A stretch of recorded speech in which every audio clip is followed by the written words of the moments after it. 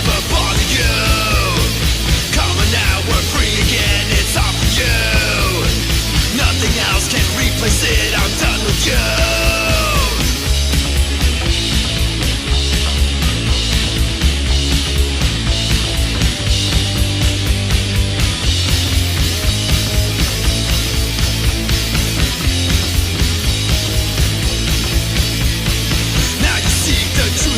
It's not for you. Don't you dare to congregate, I'm right for you. Plastic faces everywhere made just for you.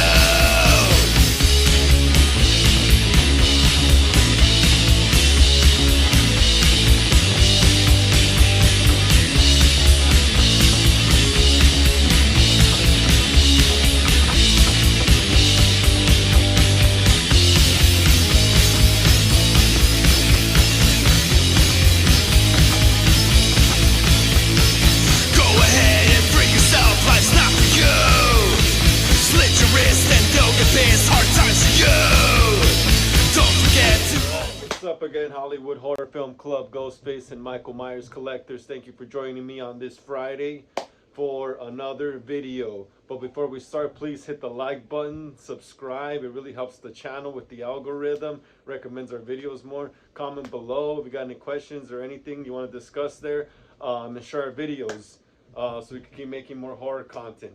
Alright, so for this video I wanted to discuss Kevin Williamson's original opening for Scream 4 and his original plans for Scream 5. Yes, I've been wanting to make this video for a while, and I looked up a good amount of information online from this interview that he did for bloodydisgusting.com not too long ago, and it's has some good information in there. And as you know, I love Scream 4. I love everything Scream, everything horror here on this channel. And I thought this was a good video to make. So, before we start, let me just check which parts I was gonna read. Alright, cool. We'll start with the original opening for Scream 4. So apparently right here it says that the original opening for Scream 4 involved Sydney, her fiance, her publicist, what was her name again? Rebecca or whatever, being targeted by Ghostface. So yeah, so apparently the opening kill or opening scene was going to be Sydney's attack. Let's continue. The killer breaks into Sydney's house, you know, like in usual Ghostface. So that's a usual Ghostface thing to do, is wander around like a shadow. Alright, so he breaks into Sydney's house, kills her fiance and publicist. Oh shit.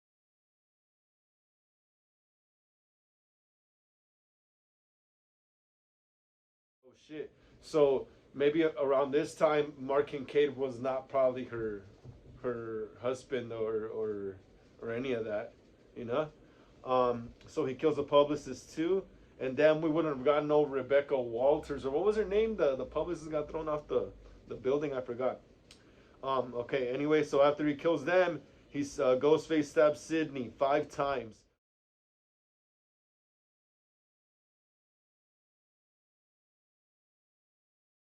Doesn't say where, but she survives and kills Ghostface. So she kills the ghost still. So she still manages to kill the Ghostface. That's pretty crazy. And then the title card kicks in. Okay, yeah, the title card would kick in, and the movie would skip 2 years later. All right. So if the movie was in 2011, Scream 4, 2011. Oh, some people say 2011, some people say 2010. So if it was 2011, this would be like, the attack would have been like, what, 2008-ish, 2009-ish? But if it was in 2010, the attack would have been like, what, 2010, 2009, 2007-ish? But who knows? Alright, so it skips to 2 years later. Kevin said this was the scariest scene he had ever written, and he was disappointed it wasn't used in the final cut of the film. Sydney's house was decked out with state-of-the-art technology and security cameras. So it was a game of cat and mouse with Sydney versus Ghostface, as usual. And you know what they say right there, that her house was decked out with like cameras and stuff? It sounds so, what's it called? Halloween 2018, right? When Laurie's house is just, she has a big ass gate in the front, and like fucking, she has a gun range in the back and shit. And cameras, she has cameras too, yeah. Yeah, just like Sydney. So This sounds like a very like kind of requel-ish, early requel movie. Well, to me, Scream 4 kind of was like a requel, right? Before even requels were a thing. That West was always ahead of the time. Yeah, and Kevin Williams states right here that yeah, it was a scary scene to write. And you know what? It actually sounds very cool. I would have liked to see this. I would have liked to see this, but overall, I'm happy with the Scream 4 that we got. Not gonna lie, even though some people, I don't know, people are weird. Some people say they like it. Some people say they hate it. I don't understand sometimes anymore. So I know what I like, and I like it, you know. But it sounds pretty trippy though. It sounds brutal because he kills the publicist and the fiance guy, you know, and the fiance person. That's what I trip out too. I doubt that. Unless imagine that was aimed to be Mark and Kate at that time, they would have just killed him off. The publicist probably would have been the same person, maybe. Um, it doesn't mention any kids or anything, or none of that. So I don't think she has any kids around this time, maybe. So, um, yeah, that's interesting. This is pretty dark. It's pretty dark. Yeah, this opening scene is very very dark. Like I said, I would have liked to seen it, but I'm happy with what we got. With what we got, you know, the original Scream opening. The original opening for Scream was kind of underwhelming too. For Scream 4, actually, it was very underwhelming because it was just that girl, and then all of a sudden she's getting stabbed on the couch. Like it was just, it felt like scary movie. It didn't feel serious, you know. They needed that chasing because then the other girl just runs to the kitchen, and then she goes around the other wall, and then Ghostface just gets her right there, and she's like, "Oh, you're not real," and then kills her. It was very underwhelming. This would have been awesome though, but it's cool. All right, now we're gonna move on to the Kevin Williamson's original ideas for Scream 5, and this is the one I kind of wanted to get to the most because this is something I like a lot. This idea, and here we go. So Scream 4 ended with Jill surviving and getting away with her killing spree. Scream 5 would follow Jill to college when the murders start up again. You see that's cool. That's pretty cool. They were already gonna copy the original movies anyway. You know, just like Radio Silence did with their two Scream movies that came out. You know how Scream 6 is in college. Well, look at this right here. They were gonna go to college anyway. You know, so they were pretty much gonna go by the same like structure of the original Scream movies, just adding new characters and some new modern, you know, twists and shit. But it was pretty much gonna be almost the same thing. All right, so continue. Yeah, and the murders start up again. Yeah, and that's really cool. That would be cool to see Ghostface in a college again, right? Or in a big school-like setting, because some schools are huge, dude. So it's like a perfect place, you know, like murder and shit, because you could just run around, hide in classrooms, ditch the costume, and then trick people. It's watch Scream 2. Come on, you know.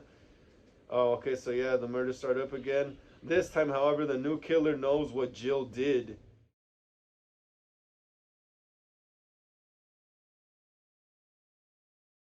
And they are trying to incriminate her and make her confess. So to cover herself, Jill is forced to start killing again. Yeah. So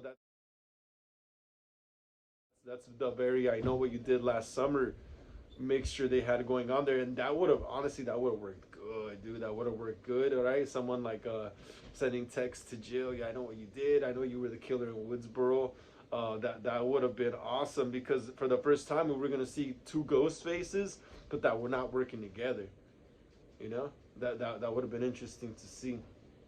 So yeah, the new killer knows what Jill did, and they're trying to, you know, expose her pretty much. And Jill is forced to start killing again. You know, she has to kill people who might know something, I guess. You know, and to shut them up. So it's only like just two people in the end that know. You know, that shit is crazy, dude. That shit would be crazy, right? Like Jill has to go and kill all her new friends and stuff too, and plus the surviving friends. You know, to keep that secret hidden. You know, that's freaking crazy, dude. And then the other Ghostface is killing people just for the hell of it, I guess. You know. Oh man, dude. Okay. So just for it's a super fun twist because this time you see there are two killers, but they're not working together. Meanwhile, Sydney was supposed to be a college professor, and she would have a love interest with another professor. Also, yeah, her her man gets killed, and then 2 years later she's with a new man, like Gale in what is it, Scream 6. Dewey gets killed, bam, automatically to a new guy. Yeah, so Sydney was apparently gonna be a teacher or a professor, whatever, same thing in my eyes, at the college. That actually kind of suited her character at that time in 2011, 2010ish. That suited the character at that time. Not anymore though, not anymore. But at that time it did, it did suit her because she survived all that, and then she became like a teacher, kind of like inspire other kids and stuff, motivate them.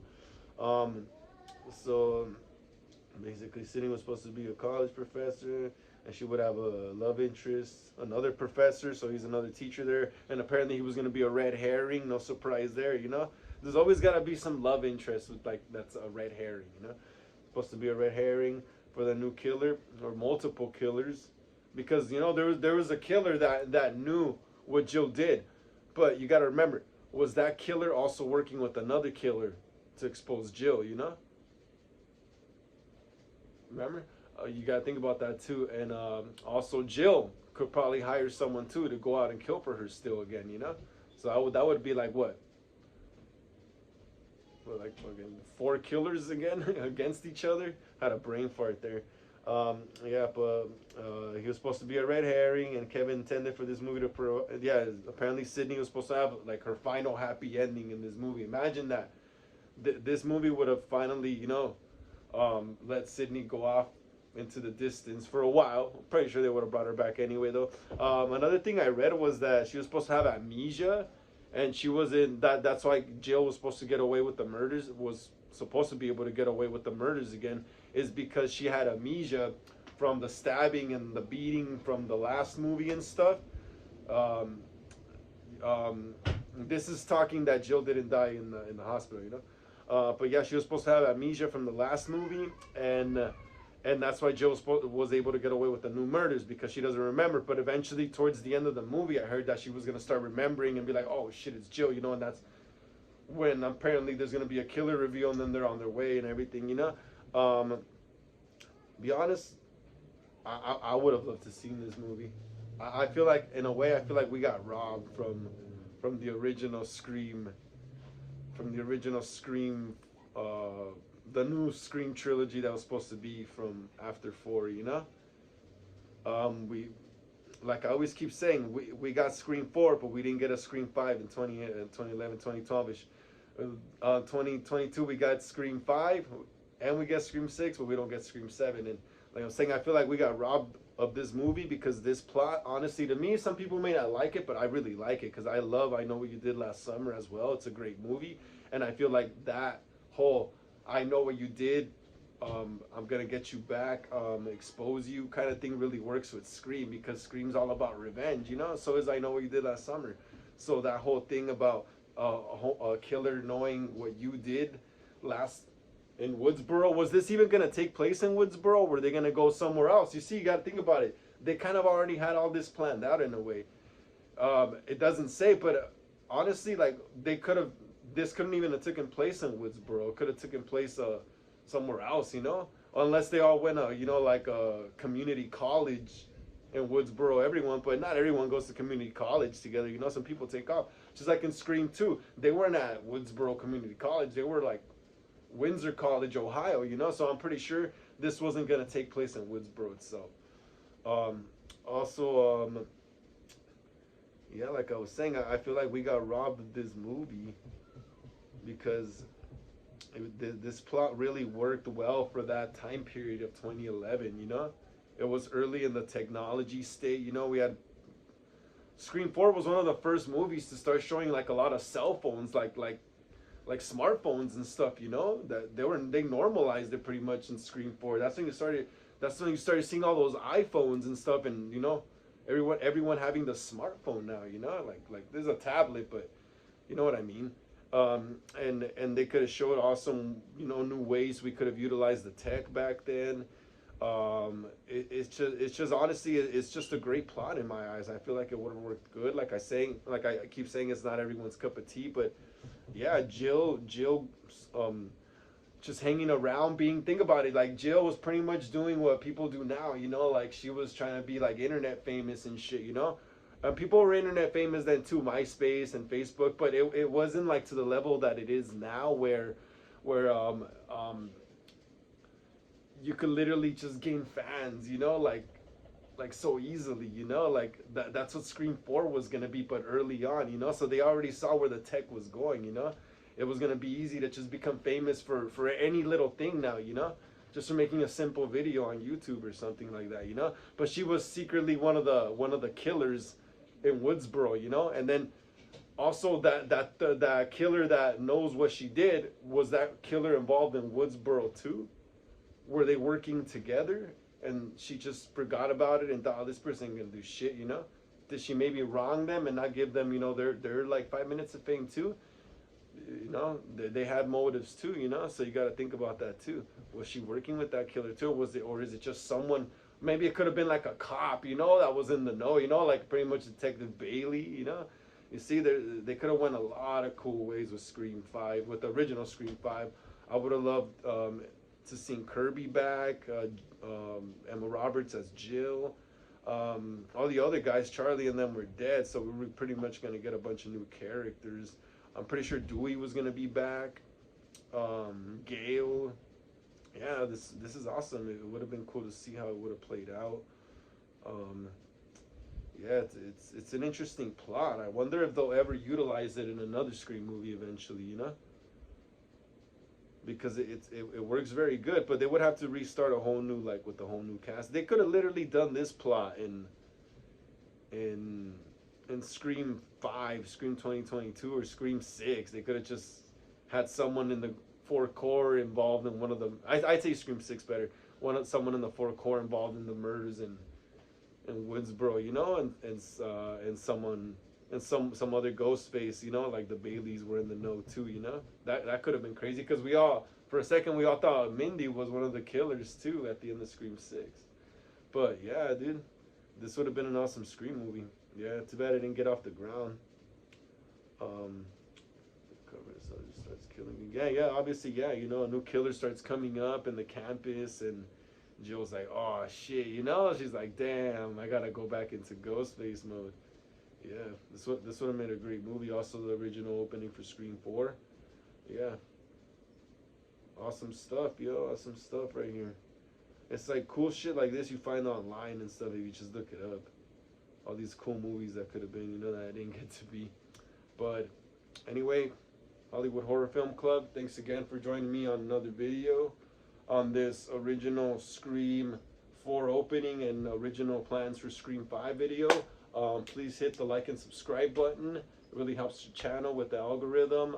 Comment below if I got anything wrong or something, and share these videos so we can keep making more horror content. And thank you for joining me. I'll see y'all next time.